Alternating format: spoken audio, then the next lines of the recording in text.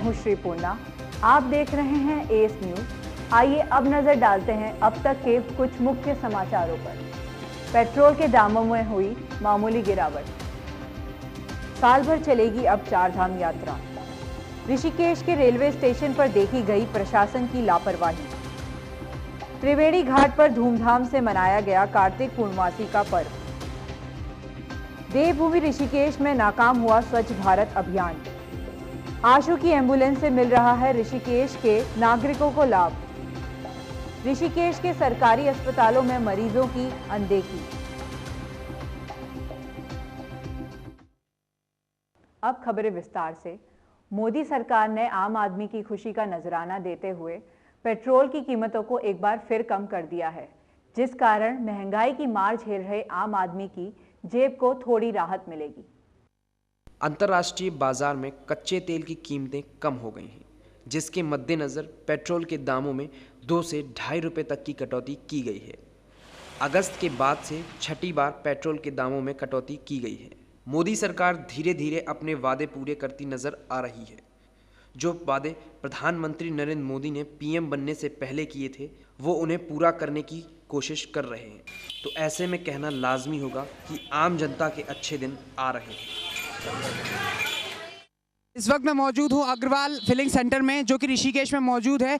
और भारत सरकार द्वारा जो पेट्रोल और डीजल के दाम गिराए गए हैं, उसमें लोगों की क्या राय है और लोगों का क्या मानना है। क्या उन्हें लगता है कि मोदी सरकार ने जो उनसे जो वादे किए थे अच्छे दिन के, वो आए हैं या नहीं। हमारे साथ कुछ छात्र छात्राएं मौजूद हैं जो कि पेट्रोल और डीजल का प्रयोग करते हैं। आइए उनसे बात करते हैं कि उन्हें क्या लगता है कि जो गिरावट आई है उनसे कुछ उन्हें फ़ायदा हुआ है या नहीं हुआ है। तो आपको क्या लगता है, आप स्कूटी चलाती हैं, कॉलेज जाती हैं, जो पेट्रोल में जो गिरावट आई है, आपको क्या लगता है कि आपको कुछ फ़ायदा हो रहा है और आपको क्या लगता है कि जो मोदी सरकार ने जो वादे किए थे वो पूरे होते नज़र आ रहे हैं। हाँ, मेरे को लगता है कि मोदी जी के वादे पूरे नज़र आ रहे हैं, क्योंकि मैं रोज़ कॉलेज जाती हूँ, तो उसमें पेट्रोल के दाम कम होने की वजह से मुझे बहुत फ़ायदा हो रहा है। मेरा ज़्यादा खर्चा नहीं हो पा रहा है, मैं उसे कहीं और यूटिलाइज़ कर पा रही हूँ। इसलिए मुझे लगता है कि मोदी जी ने जो वादे करे हैं वो सच होते जा रहे हैं। चारधाम यात्रियों के लिए उत्तराखंड सरकार ने अब एक नया फैसला लिया है। सालाना होने वाली चारधाम यात्रा अब साल भर चलेगी, जिसका फायदा सिर्फ यात्रियों को ही नहीं, स्थानीय व्यवसायियों को भी पहुंचेगा। उत्तराखंड की 30% आबादी की आर्थिक रीढ़ कही जाने वाली चारधाम यात्रा को सरकार ने इस बार शीतकाल के दौरान भी रखने का निर्णय लिया है। चारधाम यात्रा के अब तक के इतिहास में यह पहली बार उठाया गया कदम है। 2011 में बीजेपी सरकार ने भी ऐसी कोशिश की थी, लेकिन तैयारियों के अभाव में वह पूरी नहीं हो पाई।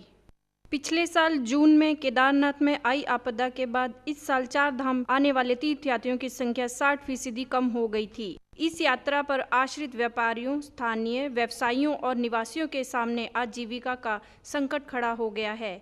इस यात्रा के जरिए सरकार 40 लाख पर्यटकों व तीर्थयात्रियों को आकर्षित करना चाहती है, जिससे लोगों की आजीविका का रास्ता खुलेगा।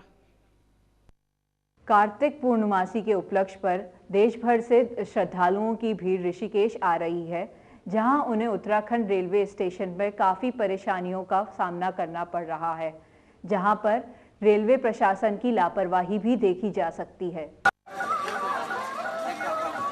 देवनगरी उत्तराखंड में कार्तिक पूर्णमासी का पर्व धूमधाम से मनाया जा रहा है। यहाँ देश से ही नहीं अपितु विदेशों से भी हजारों श्रद्धालु गंगा में पावन स्नान के लिए आए हैं। बस अड्डों, रेलवे स्टेशनों पर आगंतुकों की भारी भीड़ देखी जा सकती है। हमने जायजा लिया ऋषिकेश के रेलवे स्टेशन का। यहाँ हजारों की संख्या में श्रद्धालु मौजूद हैं, जिन्हें प्रशासन की अनदेखी का फल भुगतना पड़ रहा है। भारत में मनाए जाने वाले पर्वों और त्योहारों के बीच कार्तिक पूर्णिमा सामाजिक और धार्मिक दोनों ही दृष्टि में अपना महत्व रखता है। इसे अलग अलग मान्यताओं के चलते मनाया जाता है। कार्तिक पूर्णिमा का पर्व शिव की पूजा का पर्व है, विष्णु की आराधना का पर्व है और 7 जन्मों के पुण्यों को प्राप्त करने का पर्व है। कार्तिक पूर्णिमा का व्रत हजारों तीर्थों के पुण्य के बराबर माना गया है। इस दिन स्नान, दान, होम, यज्ञ और उपासना का अनंत फल होता है। कहा जाता है इस दिन भगवान शिव ने त्रिपुरासुर नामक भयानक असुर का अंत किया था और वे त्रिपुरारी के नाम से पूजित हुए। दिवाली के बाद ये कार्तिक पूर्णिमा है। आज देवताओं का स्नान होता है, तो ये 4 महीने के लिए भगवान चतुर्मास करते हैं। तो देव उठनी एकादशी को भगवान विष्णु जागृत होते हैं। उस दिन भी बड़ी दिवाली मनाते हैं यहाँ उत्तराखंड में। और फिर ये वैकुंठ चतुर्दशी के दिन देवताओं की दिवाली होती है। जहां एक तरफ प्रधानमंत्री नरेंद्र मोदी ने स्वच्छ भारत अभियान का बिगुल बजाया हुआ है, वहीं दूसरी ओर देवभूमि ऋषिकेश के हर कोने में गंदगी फैली हुई है। पेश है हमारी यह रिपोर्ट। देवभूमि ऋषिकेश वैसे तो यहाँ के धार्मिक स्थलों के लिए जाना जाता है और हर वर्ष यहाँ लाखों श्रद्धालु पूजा अर्चना करने आते हैं।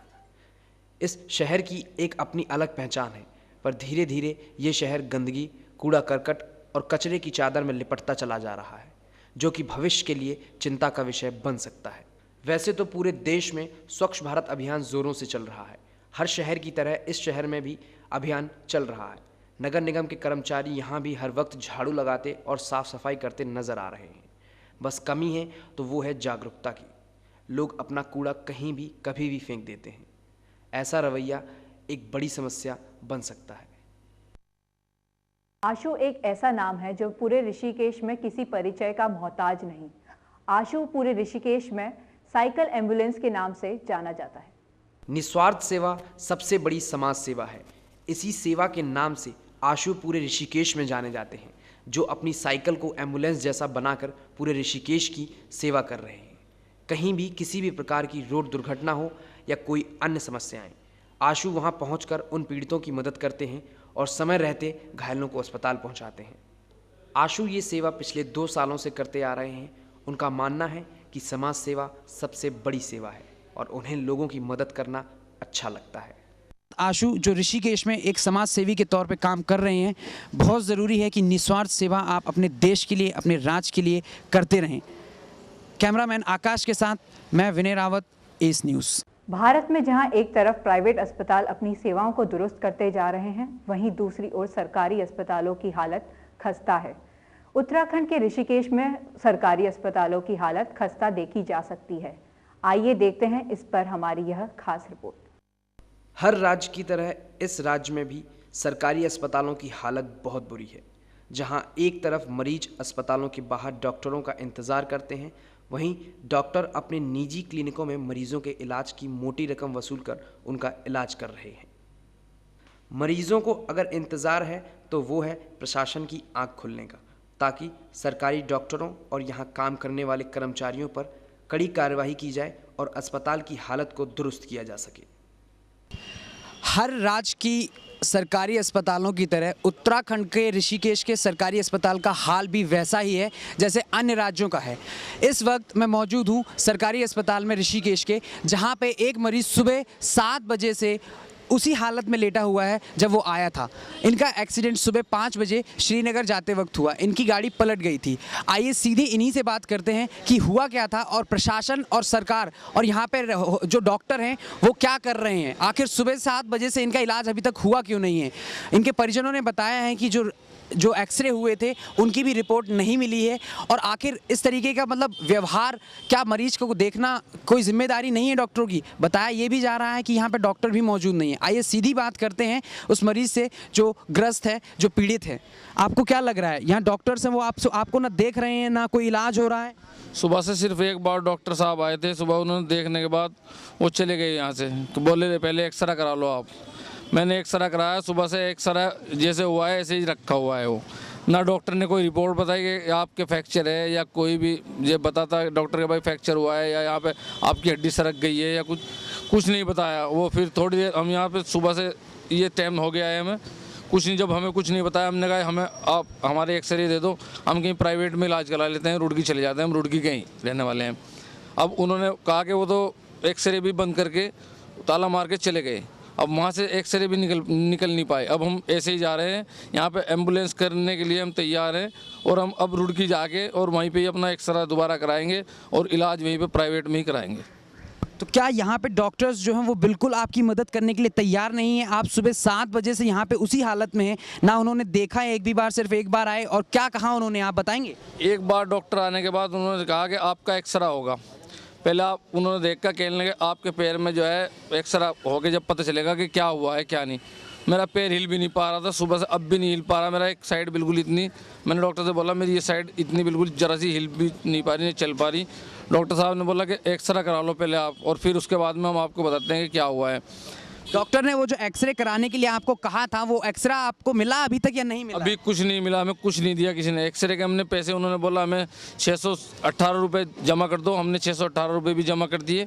और उसके बाद भी हमें ना ये बताया गया कि आपके फ्रैक्चर है, और ना ही हमें एक्सरे दिखाए गए, ना कुछ बताया गया कि आपके क्या हुआ है क्या नहीं। और फिर उसके बाद डॉक्टर आए भी नहीं यहाँ पे, हमने डॉक्टर की शक्ल तक नहीं देखी। हमने बहुत बार नर्स से बोला कि डॉक्टर साहब को बुला दो, डॉक्टर साहब को बुला दो, एक बार देख लेंगे। परेशानी बहुत बढ़ गई थी, हमारे दूसरे लड़के के साथ भी चोट जो लगी हुई है, उसको बहुत परेशानी बढ़ी हुई थी। तो वो भी ऐसे ही जा रहा है जैसे परेशानी में था, उसका पैर भी सूजा हुआ है बहुत। तो आपने देखा कि खस्ता हालत, सरकारी अस्पताल की खस्ता हालत कितनी ज़्यादा है।